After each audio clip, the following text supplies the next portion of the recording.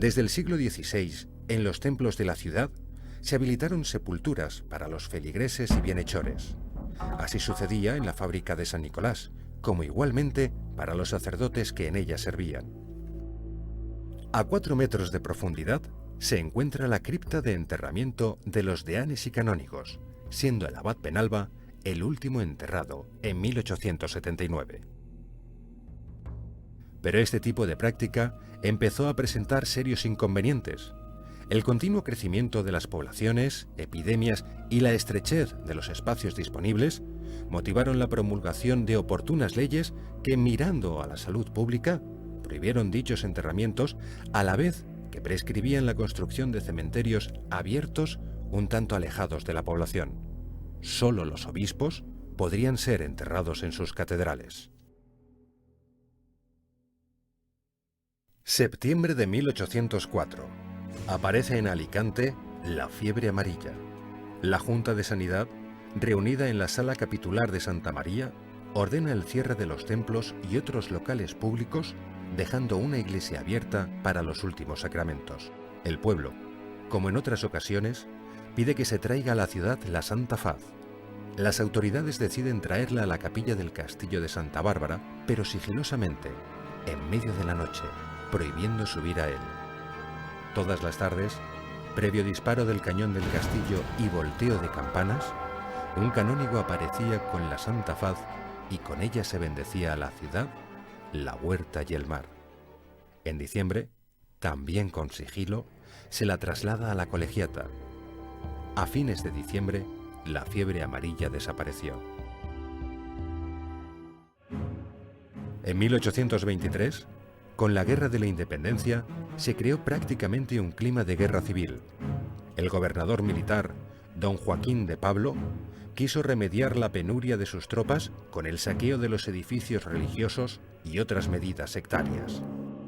El 13 de agosto expulsó a los religiosos franciscanos y carmelitas, los únicos que quedaban en la ciudad. En ese mismo mes, ordenó que se desmontasen las campanas de San Nicolás para ser vendidas a cambio de trigo para sus tropas. Estas fueron adquiridas por comerciantes italianos que las transportaron a Génova. Igualmente, incautó todas las alhajas y bienes de las iglesias, incluyendo los ornamentos, y dejando solos los indispensables para el culto divino. El deán don Antonio Sala protestó ante estos hechos. La respuesta del gobernador fue ordenar su encarcelamiento. Camino a la cárcel y por maltratos sufridos, falleció repentinamente.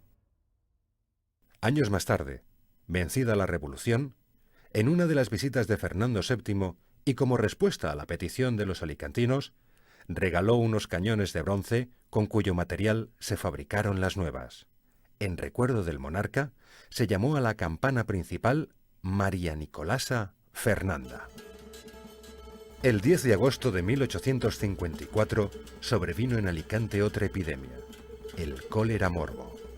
En pocos días, 6.000 personas de las 10.000 que quedaban en la ciudad habían sido invadidas por el terrible mal.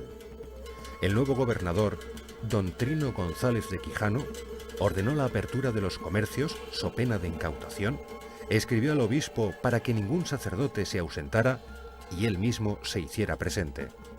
Otra vez se dispuso el traslado de la Santa Faz. Mientras tanto, acompañado del abad don Francisco Penalba, socorría a los necesitados. Al final, el mismo gobernador quedó infectado y con gran pesar de todos los alicantinos. En 45 días fallecieron 1.900 personas en Alicante.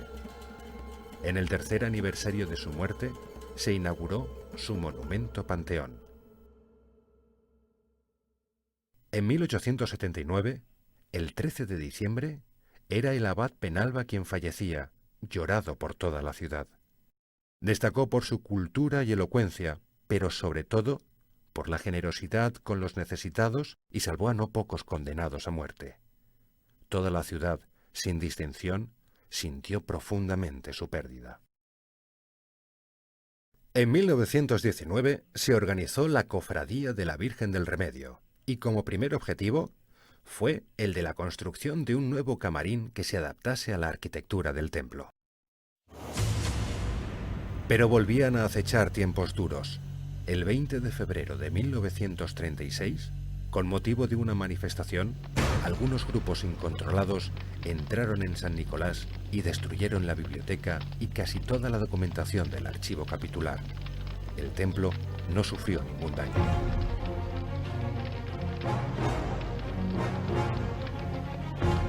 Con el inicio de la Guerra Civil, el templo se utilizó para descanso de tropas en retaguardia y luego como almacén de víveres para la población civil. Gracias a las autoridades y competencia de arquitectos municipales, se salvaron altares, la capilla de la Comunión, camarín, capillas laterales, ya que levantaron numerosos tabiques en el interior del templo que lo preservaron.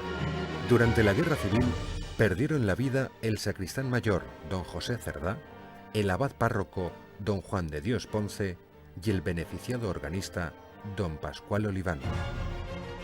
La Santa Faz sobrevivió a la guerra porque las autoridades locales y provinciales la depositaron en el Palacio de la Diputación, en donde permaneció hasta los últimos días.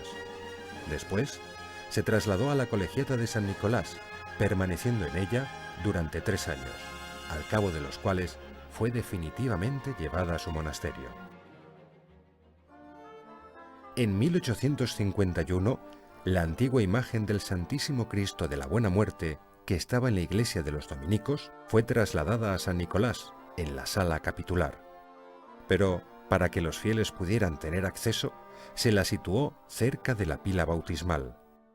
Ya en 1948 se le habilitó la actual capilla.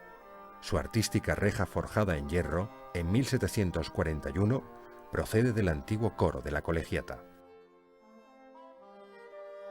Finalmente, en el año 1959, el Papa Juan XXIII, mediante la bula Ile Ecclesiae Catholicae Urbes, elevó la Colegiata alicantina a la dignidad de concatedral, modificando igualmente la denominación de la diócesis de Orihuela, agregándole la mención de Alicante. En el mismo documento se faculta al obispo a residir en Alicante. El obispo, Monseñor Pablo Barrachina Esteban, fue el primer obispo que comenzó a residir en Alicante en vez que en Orihuela. Igualmente, ha sido el primer obispo enterrado en la concatedral de San Nicolás.